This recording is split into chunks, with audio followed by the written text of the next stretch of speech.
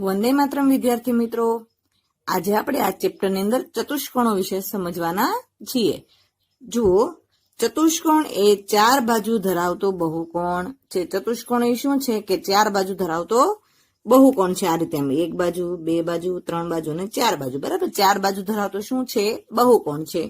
બીજું શું કહે છે કે જે ચતુષ્કોણમાં સામસામેની બાજુઓ સમાંતર હોય તે ચતુષ્કોણને સમાંતર બાજુ ચતુષ્કોણ કહે છે.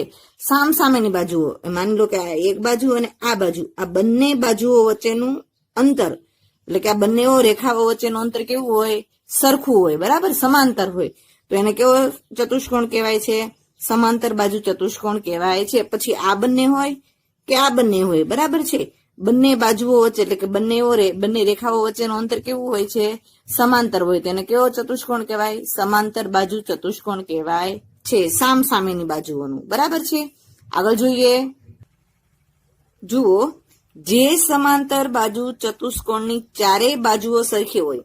બરાબર, સમાંતર બાજુ ચતુષ્કોણ એટલે કે સામસામેની જે રેખાઓ હોય છે, જે બાજુ હોય છે, વચ્ચેનું અંતર કેવું હોય? સરખું હોય છે. બરાબર, તો જે સમાંતર બાજુ ચતુષ્કોણની ચારેય બાજુઓ સરખી હોય, એટલે કે બે બાજુ આ સાઈડ ને અને બે બાજુ આ સાઈડ ને, એટલે કે ચારેય બાજુઓ સરખી હોય, તેને કેવો ચતુષ્કોણ કહેવાય છે? સમબાજુ ચતુષ્કોણ કહેવાય છે. આગળ જુઓ, શું કહે છે કે જે ચતુષ્કોણની ચારેય બાજુઓ સરખી હોય, એટલે કે ચારેય બાજુઓ તો સરખી હોવી જ જોઈએ. આ રીતે, બરાબર, ચારેય બાજુઓ સરખી હોય અને ચારેય ખૂણાઓ કેવા હોય છે? કાટખૂણા. એટલે આ ચારેય બાજુઓ તો સરખી હોવી જ જોઈએ, પણ આ જે ચાર કાટખૂણા આવે છે, બરાબર છે, બે રેખાઓથી બનતો આ કાટખૂણો, આ કાટખૂણો, આ કાટખૂણો, આ કાટખૂણો, આ ચારેય કાટખૂણા હોવા જોઈએ, એટલે કે 90 અંશના થવા જોઈએ. તો આવા ચતુષ્કોણને શું કહેવાય છે? ચોરસ કહેવાય છે. આગળ જુઓ, બીજું શું કહે છે કે જે ચતુષ્કોણની સામસામેની બાજુઓ સરખી અને ચારેય ખૂણાઓ કાટખૂણા હોય છે. માની લો કે જે ચતુષ્કોણ છે એની આ બાજુ અને એની સામેની બાજુઓ પણ કેવી હોય? સરખીઓ હોય. બરાબર, એટલે કે બંને બાજુઓ કેવી હોય? સરખી હોય. અને આ ચારેય ખૂણા જે બને છે એ ખૂણા કેવા બનવા જોઈએ? કાટખૂણા બનવા જોઈએ. તો એવાને શું કહેવાય છે? લંબચોરસ કહેવાય છે. કે સામસામેની બાજુઓ સરખી, પછી આ બે સામેની હોય કે આ બે સામેની હોય. બરાબર છે, સામસામેની બાજુઓ સરખી હોય અને ચારેય ખૂણા કેવા હોય છે? 90 અંશ, એટલે કે કાટખૂણા હોય. તો તેવા ચતુષ્કોણને શું કહેવાય છે? લંબચોરસ કહેવાય છે. આગળ જુઓ, જો ચતુષ્કોણમાં સામસામેની બાજુઓ ફક્ત એક જ જોડની બાજુઓ સમાંતર હોય, એટલે કે જો કોઈ ચતુષ્કોણ હોય, બરાબર છે, એની એક જ જોડ, માની લો કે આ અને આ બંને વચ્ચેનું અંતર સમાન હોય. બરાબર છે, સમાંતર હોય, એટલે અંતર બંને રેખાઓ વચ્ચેનું અંતર કેવું હોય? સમાન હોય, એક જ જોડનું. એટલે કે આ માની લો કે આ બે હોવી જોઈએ અથવા આ બે હોવી જોઈએ. બરાબર છે, કોઈ પણ એક જોડની બાજુઓનું અંતર સમાન હોય, બરાબર, અથવા સમાંતર હોય, તો તેવા ચતુષ્કોણને શું કહેવાય છે? સમલંબ ચતુષ્કોણ કહેવાય છે. આ બધા જ ચતુષ્કોણો વિશે આપણે આગળ સ્વાધ્યાયમાં જોશું. સ્વાધ્યાય 5.7 એમાં આપણને વધારે સમજ પડી જશે. ચલો જોઈએ. જુઓ, સ્વાધ્યાય 5.7 નો પ્રશ્ન 1, ખરા છે કે ખોટા તે કહો. ચલો આપણે કહેવાનું છે લંબચોરસનો દરેક ખૂણો એક કાટખૂણો છે. હમણાં જ આપણે લંબચોરસની વ્યાખ્યા જોઈ. બરાબર છે, મેં શું કહેતા હતા કે જે ચતુષ્કોણ હોય એની સામસામેની બાજુઓ સરખી હોય ને ચારેય ખૂણા કાટખૂણા હોય તો તેને લંબચોરસ કહેવાય. તો આ વિધાન કેવું છે? સાચું છે. ચલો બીજું જોઈએ. લંબચોરસની સામસામેની બાજુઓની લંબાઈ સરખી હોય છે. તો એ પણ આપણે એ જ વ્યાખ્યામાં એવું જ કીધું હતું ને કે જે ચતુષ્કોણની સામસામેની બાજુઓ સરખી હોય ને ચારેય ખૂણા કાટખૂણા હોય, બરાબર છે, એને શું કહેવાય? લંબચોરસ. તો બીજું વિધાન પણ કેવું છે? ખરું છે. આગળ જુઓ, ચોરસના વિકર્ણો એકબીજાને લંબ હોય છે. આ તમે ચોરસ આવી તમને ખબર જ છે, આ ચોરસની આકૃતિ. હવે વિકર્ણો કોને કહેવાય? કે સામસામેના ખૂણાઓને જોડતો જે રેખાખંડ છે એને શું કહેવાય? વિકર્ણો કહેવાય. બરાબર છે, તો એકબીજાને લંબ હોય તો એકબીજાને લંબ જ હોય છે. આ જો અહીંયા ટી બને છે આ રીતે. ઓકે, તો આ બે અહીંયા કેવા 90 અંશના ખૂણા બને છે. આ રીતે આમ ટી બને, ઊંધો ટી, એટલે 90 અંશનો ખૂણો બને છે. તો કે અહીંયા પણ બને છે અને આ સાઈડ પણ બને છે. તો આ વિધાન પણ કેવું છે? ખરું છે. બરાબર છે. આગળ જુઓ, શું કહે છે? સમબાજુ ચતુષ્કોણની બધી જ બાજુઓની લંબાઈ સરખી હોય છે. તો આ વિધાન પણ કેવું છે? ખરું જ છે. આપણે સમબાજુ ચતુષ્કોણ વિશે જોયું તેમાં એવું જ કીધું હતું ને, ચતુષ્કોણની ચારે બાજુઓ કેવી હોય છે? સરખી હોય છે. એનો મતલબ એમ કે લંબાઈ ચારે બાજુની લંબાઈ કેવી હોય? સરખી હોય. તો આ વિધાન પણ ખરું છે. આગળ જુઓ, સમાંતર બાજુ ચતુષ્કોણની બધી જ બાજુઓની લંબાઈ સરખી હોય. આ વિધાન સાચું છે? તો કે ના, આ વિધાન કેવું છે? આ વિધાન છે ખોટું. કેમ ખોટું છે? કે સમાંતર બાજુ ચતુષ્કોણની સામસામેની બાજુઓ કેવી હોય છે? સમાંતર હોય છે. એટલે કે આ બે બાજુઓ સમાંતર હોય અથવા તો આ બે બાજુઓ સમાંતર હોય છે. બરાબર છે? તો આ વિધાન કેવું છે? ખોટું છે. આગળ જુઓ, એફ શું કહે છે? સમલંબ ચતુષ્કોણની સામસામેની બાજુઓ સમાંતર હોય છે. તો આ વિધાન પણ ખોટું છે. સમલંબ ચતુષ્કોણની સામસામેની બાજુઓની એક જ જોડ સમાંતર હોય છે. શું હોય છે? એક જ જોડ સમાંતર હોય છે. બધી જ જોડ સમાંતર હોતી નથી. અહીંયા શું કીધું છે? સમલંબ ચતુષ્કોણની સામસામેની બાજુઓ સમાંતર. સામસામે એટલે એવું કહે છે આ પણ હોય અને આ પણ હોય. તો આ બે જોડ ન હોય, કોઈ પણ એક જ જોડ શું હોય છે? સમાંતર હોય છે. એટલે આ વિધાન પણ કેવું છે? ખોટું. બરાબર છે? પ્રશ્ન 2, નીચે માટે કારણ આપો. નીચે તમે જે વાક્ય આપ્યા છે એના કારણ આપણે કહેવાના છે. શું છે પ્રથમ કારણ? જો પેલું વાક્ય શું છે? ચોરસને વિશિષ્ટ લંબચોરસ કહી શકાય. શું કહે છે? ચોરસને વિશિષ્ટ લંબચોરસ કહી શકાય. તો જુઓ, આપણે લંબચોરસમાં સામસામેની બાજુઓ કેવી હોય છે? સરખી હોય છે. અને ચારે ખૂણા કેવા હોય છે? કાટખૂણા હોય છે. પેલા આપણે ચોરસની વાત કરી છે કે આપણે લંબચોરસને વિશિષ્ટ લંબચોરસ કહી શકાય કે નહીં ચોરસને, એ આપણે જોવાનું છે. બરાબર છે? તો કે લંબચોરસમાં સામસામેની બાજુઓ સરખી હોય છે. ચારે ખૂણાઓ કાટખૂણા હોય છે. જો આ લંબચોરસની ચારે બાજુ સરખી બને તો તે શું થઈ જાય છે? ચોરસ થઈ જાય છે. બરાબર છે ને? ઓલામાં તો બે બાજુઓ સરખી હોય છે, ચારે ખૂણા કાટખૂણા હોય છે. જ્યારે ચોરસની અંદર ચારે બાજુઓ સરખી હોય છે અને ચારે ખૂણા કાટખૂણા હોય છે. તો ચોરસને આપણે વિશિષ્ટ લંબચોરસ પણ કહી શકીએ છીએ. બરાબર છે? તો આમાં લખવું હોય તો તમે લખી શકો છો કે ભાઈ આપણે ચોરસને વિશિષ્ટ લંબચોરસ કહી શકીએ છીએ. એનું કારણ શું લખી શકાય? કારણ કે લંબચોરસમાં બે બાજુઓ સરખી હોય અને ચારે ખૂણા કેવા હોય છે? કાટખૂણા હોય છે. માટે ચોરસને આપણે શું કહી શકીએ છીએ? વિશિષ્ટ લંબચોરસ કહી શકીએ છીએ. બરાબર છે? જુઓ, લંબચોરસને વિશિષ્ટ સમાંતર બાજુ ચતુષ્કોણ કહી શકાય. તો આપણને ખબર છે કે સમાંતર બાજુ ચતુષ્કોણ કોને કહેવાય? કે જેની સામસામેની બાજુઓ કેવી? સામસામેની બાજુઓ સરખી હોય. ઉપરાંત સામસામેના ખૂણાઓ, આ સામસામેના ખૂણાઓ પણ કેવા હોય છે? સરખા હોય છે. તો એને આપણે શું કહીએ છીએ? સમાંતર બાજુ ચતુષ્કોણ કહીએ છીએ. પણ જો આ સામસામેના ખૂણાઓ કાટખૂણા બને તો શું બની જાય? લંબચોરસ બની જાય છે. તો આપણે કહી શકીએ કે લંબચોરસ એ વિશિષ્ટ સમાંતર બાજુ ચતુષ્કોણ છે. તો અહીંયા લખવું પડે, જો સામેના ખૂણા કાટખૂણા હોય તો લંબચોરસને આપણે શું કહી શકીએ છીએ? વિશિષ્ટ સમાંતર બાજુ ચતુષ્કોણ કહી શકીએ છીએ. સી માં જુઓ, ચોરસને વિશિષ્ટ સમબાજુ ચતુષ્કોણ કહી શકાય. તો કે હા. કઈ રીતે? તો કે સમબાજુ ચતુષ્કોણ કોને કહેવાય? કે જેની સામસામેની બાજુઓ સમાંતર હોય, બધી જ બાજુઓ સરખી હોય, સામસામેના ખૂણાઓ સરખા હોય અને બધા જ ખૂણાઓ કેવા હોય છે? બરાબર છે, સરખા હોય છે. અને ચોરસની અંદર બધા જ ખૂણાઓ કેવા હોય છે? કાટખૂણા હોય છે. સામસામેની અને ચારે બાજુ સરખી હોય છે પણ બધા ખૂણા કેવા હોય છે? કાટખૂણા હોય છે. જો સમબાજુ ચતુષ્કોણના બધા જ ખૂણાઓ કાટખૂણા બને તો શું બની જાય છે? ચોરસ. તો આપણે કહી શકીએ ચોરસને વિશિષ્ટ સમબાજુ ચતુષ્કોણ પણ કહી શકાય. તો લખી શકાય, આપણે શું લખી શકાય? કે સમબાજુમાં શું હોય છે? કે સમબાજુમાં ચારે બાજુ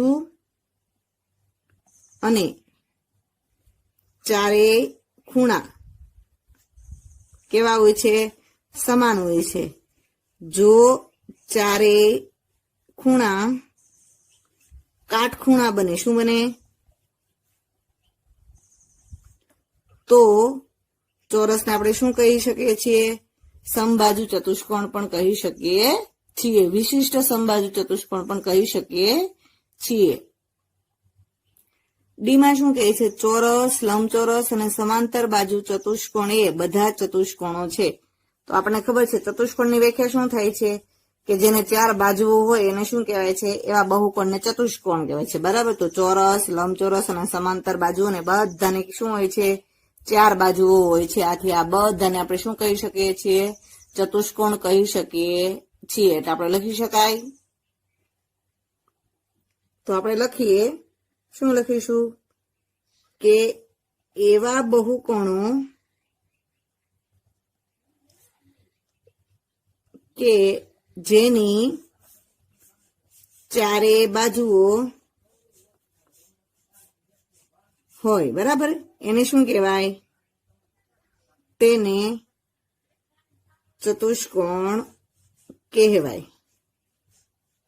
માટે ચોરસ, લંબચોરસ અને સમાંતર બાજુ ચતુષ્કોણ એ બધા જ ચતુષ્કોણો છે.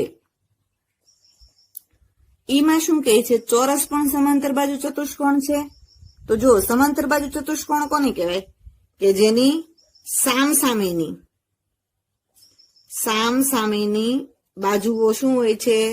સરખી હોય છે. ઉપરાંત સમાંતર હોય છે. ઉપરાંત શું હોય? ખૂણાઓ પણ કેવા હોય છે? સરખા હોય છે. બરાબર છે. આ સમાંતર બાજુ ચતુષ્કોણની વાત થઈ. ચોરસમાં શું હોય છે? ચોરસમાં 4 બાજુઓ સરખી હોય છે અને 4 ખૂણાઓ શું હોય છે? કાટખૂણા હોય છે. જો ચોરસના 4 ખૂણાઓ કાટખૂણા હોય છે તો સમાંતર બાજુના 4 ખૂણાઓ કાટખૂણા બને તો ચોરસે પણ શું થઈ જાય? ચોરસ પણ શું થઈ જાય? સમાંતર બાજુ ચતુષ્કોણ બની જાય છે.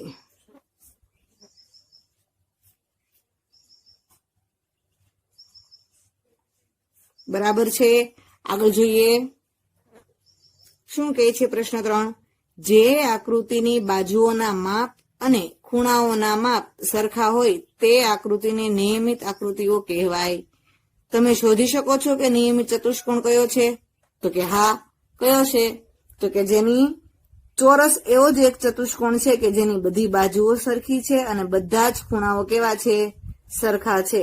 તો ચોરસ એ શું છે? નિયમિત ચતુષ્કોણ છે. તો અહીંયા લખવાનું કે ચોરસ એ નિયમિત ચતુષ્કોણ છે. બરાબર છે. આપણે કીધું હતું કે બાજુઓના માપ અને ખૂણાઓના માપ કેવા હોય? સરખા હોય. તો ચોરસને 4 બાજુઓના માપ અને 4 ખૂણાઓ કેવા હોય છે?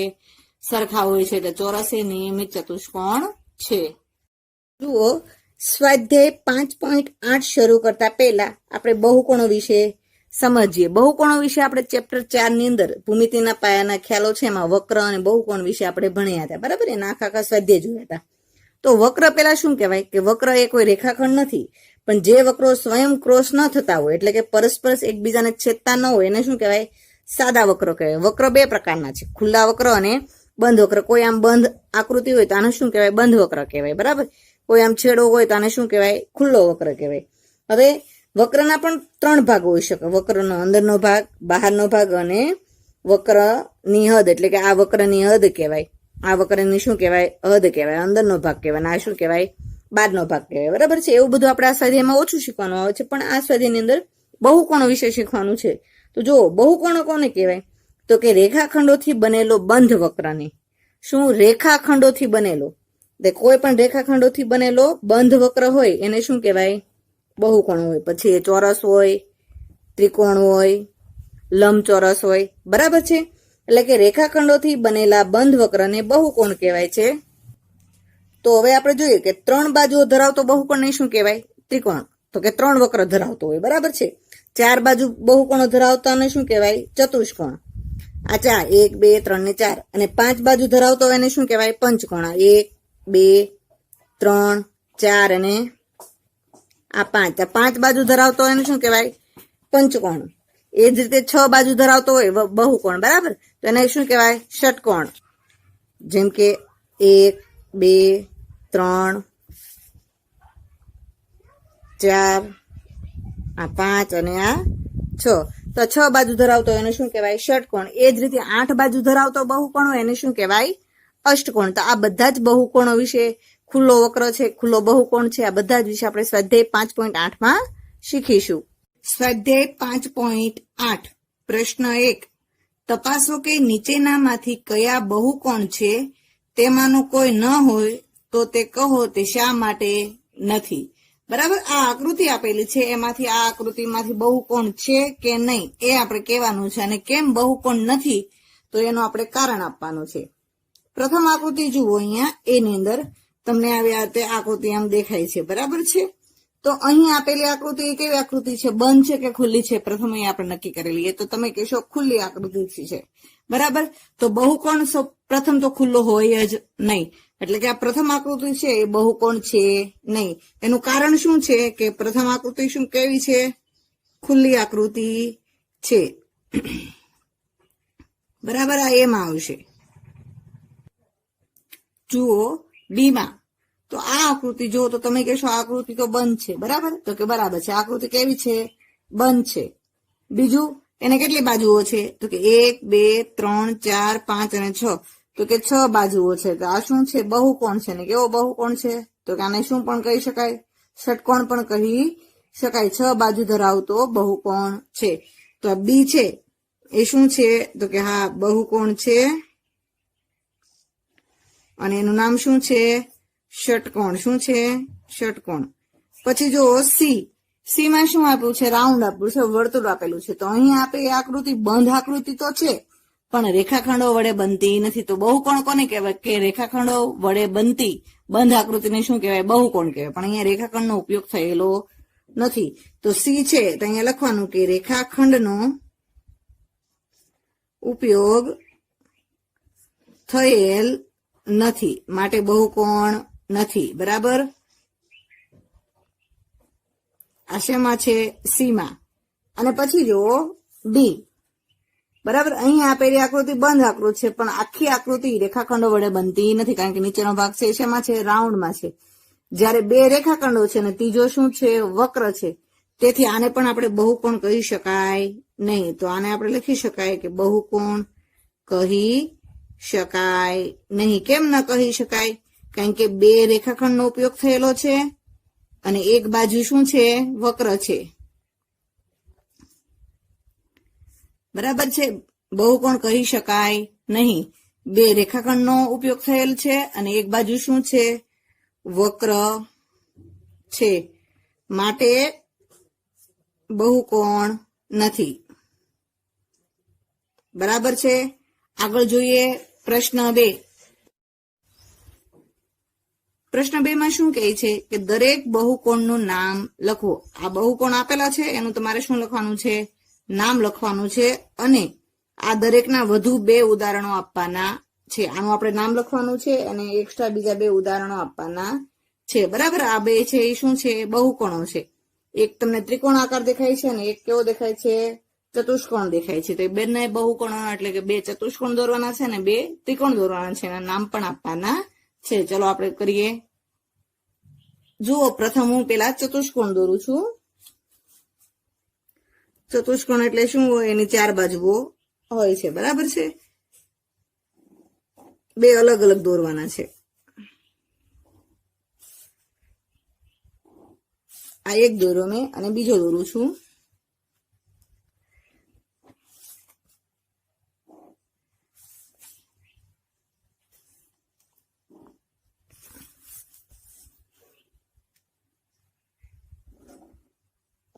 ઓકે, 2 ચતુષ્કોણો દોર્યા. હવે એના નામ નિર્દેશ આપી દો. આ ચતુષ્કોણ હું આપું છું પી ક્યુ આર એસ. તો કયો ચતુષ્કોણ કયો કહેવાય? ચતુષ્કોણ પી ક્યુ આર એસ. બરાબર છે, આ ચતુષ્કોણનું હું નામ આપું એલ એમ એન ઓ. તો આ ચતુષ્કોણ કયો કહેવાય?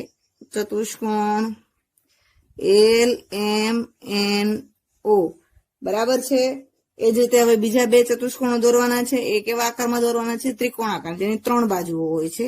ચલો એ દોરીએ આપણે. પ્રથમ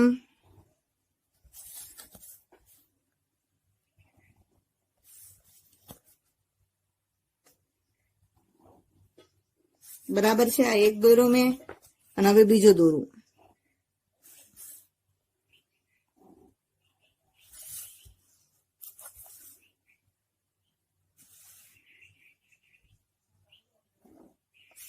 બરાબર છે, બે ત્રિકોણ દોરી દીધા છે અને અહીંયા નામ નિર્દેશ આપી દઈએ. અહીંયા એ, બી અને સી. અહીંયા નામ આપી એક્સ, વાય ને ઝેડ. તો આ કયો ત્રિકોણ છે? અહીંયા ત્રિકોણ એ બી સી અને ત્રિકોણ એક્સ, વાય ને ઝેડ. બરાબર. વંદે માતરમ વિદ્યાર્થી મિત્રો.